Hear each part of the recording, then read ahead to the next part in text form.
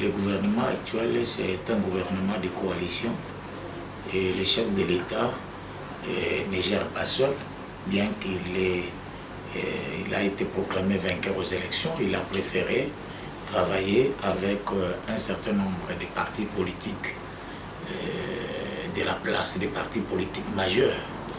Et je crois que c'est normal avec les défis que ce gouvernement a à relever, qu'on devait avoir des personnalités et des personnages connus pour relever ce genre de défis. Pour moi, je pense que le chef de l'État a respecté sa coalition parce qu'il a reconduit les ministres et des grands partis politiques qui l'ont amené au pouvoir et qui l'ont accompagné, et c'est normal qu'il soit reconnaissant.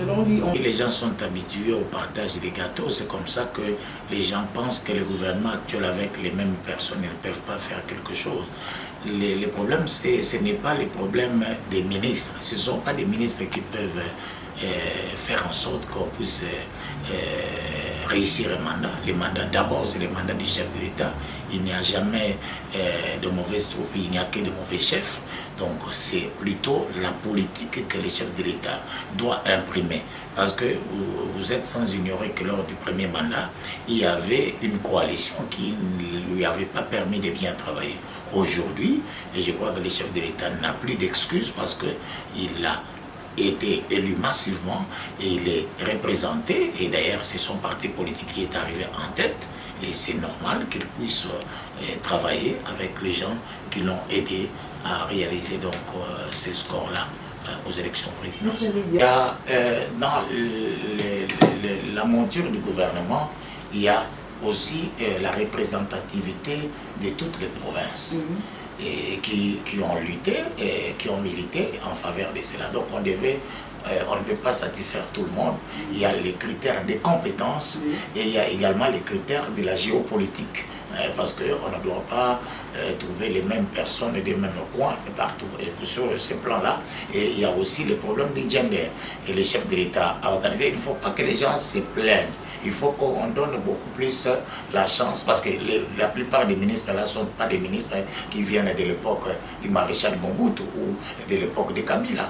Et la plupart des personnes sont des jeunes politiciens qui sont arrivés, qui font bonne figure. Nous commençons d'abord par remercier les chefs de l'État pour avoir nommé une dame à la tête de ces gouvernements. C'est quelque chose qui n'a jamais existé depuis l'indépendance, et a voulu également faire confiance à quelqu'un du Congo central. Et vous savez que dans la plupart des cas, les Congo se sont toujours bien comportés en ce qui concerne la gestion de la chose publique, même dans le passé. Et nous sommes contents et que cette fois-ci, parce que beaucoup d'hommes sont passés à la tête comme Premier ministre, aujourd'hui nous pensons que la femme aussi peut être capable de relever les défis. Et les défis sont majeurs. Il y a les défis sécuritaires. La sécurité d'abord intérieure et la sécurité extérieure. Les phénomènes Koulouna a refait surface, alors qu'à un certain moment, ces phénomènes commençaient déjà à disparaître avec les gouvernements passés. Il y a l'insécurité au niveau de toutes les provinces, même à la porte de Kinshasa.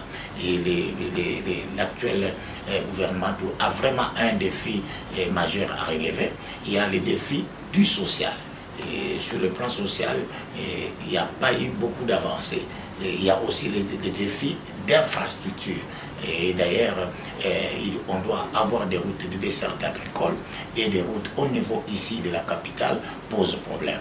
Et je crois que c'est cet ensemble de problèmes auxquels le gouvernement doit faire face. Et si ils mettent la main dans la pâte, je crois qu'ils vont relever tous ces défis.